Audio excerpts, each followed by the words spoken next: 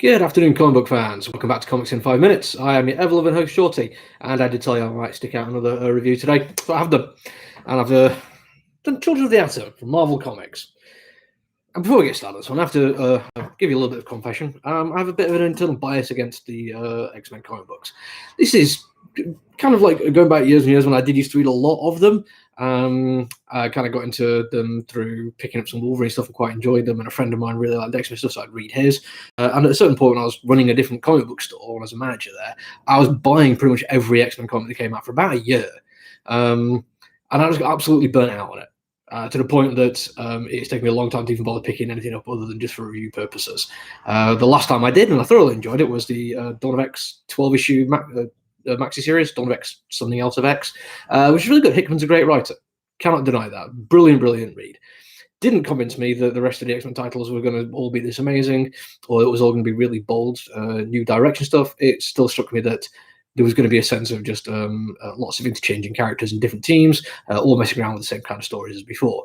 And it could be that I've been proved wrong, because I didn't carry on reading them. I have got plenty of stuff that I'm currently reading myself, so adding a whole bunch of X-Men titles on just didn't seem worth it, especially when you do get like the Ten of Swords crossover, 25 odd issues involving all the X-Men titles. Now, I know you don't need to read all the X-Men titles all the time. I do get that. It's a different world now. But still, that kind of bias did put me off reading a lot of stuff. But when it comes out for review purposes, I'll give it a shot.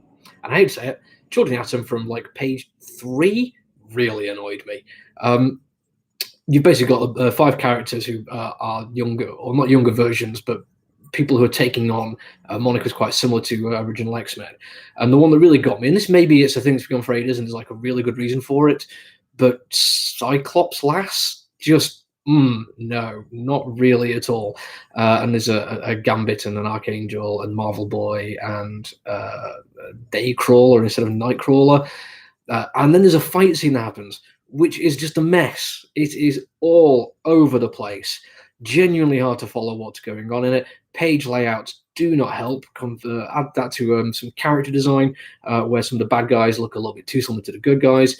And I found myself just really struggling to get through it and almost thought to myself, I'm going to read something else to review, because otherwise I'm just going to poo on this one from a great height.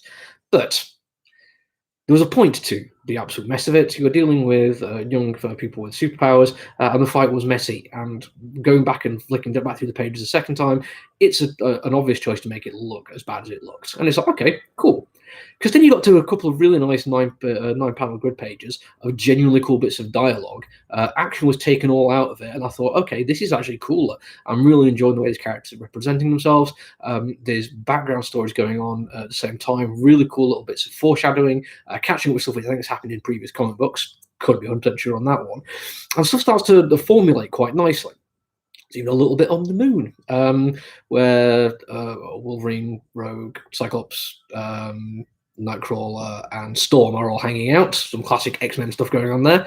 And that's, again, really nice, just dialogue. In fact, that one actually does like page layouts really quite nicely. There's a pool game going on at the same time, and they use the timing of the framing to basically show the progression of the game as people are chatting as well. And you get a really nice sense of character from that.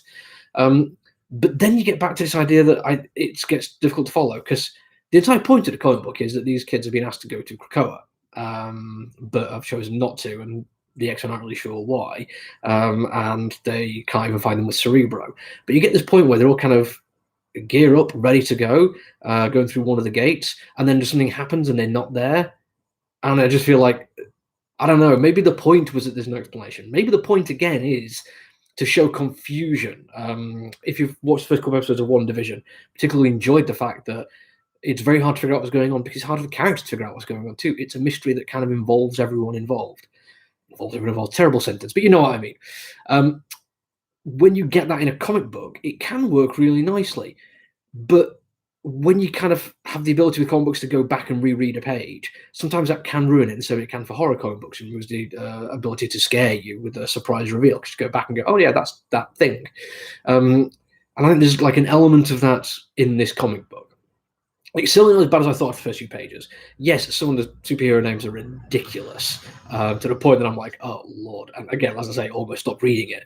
But again, that comes down to them being kids, and is part of their characterization as well. Now, all that being said, I don't think I'm going to pick this one up. I don't think it's quite what I want out of a comic book. That level of just it's like confusing page layout and bad character names and everything. I think that would just bug me throughout. I don't think I'd ever be able to just accept that as being part of the sort of thing. I think I'd still find that annoying. But if you can get through that, I think the characterization and the writing are absolutely brilliant. And hopefully, the artist and the writer get together and actually find a way to make the story a little bit more clear through visual storytelling and page layout. Once they get that nailed, I think it could change a lot, and it could actually elevate the series to be something far better than it actually appeared to be to me. Anyway, that's it for me. This is definitely the last one I'm doing today, but taking some of my comic books home, I've got the Jug comic book to read, so you never know, you might get that one tomorrow. Take it easy, stay safe, bye.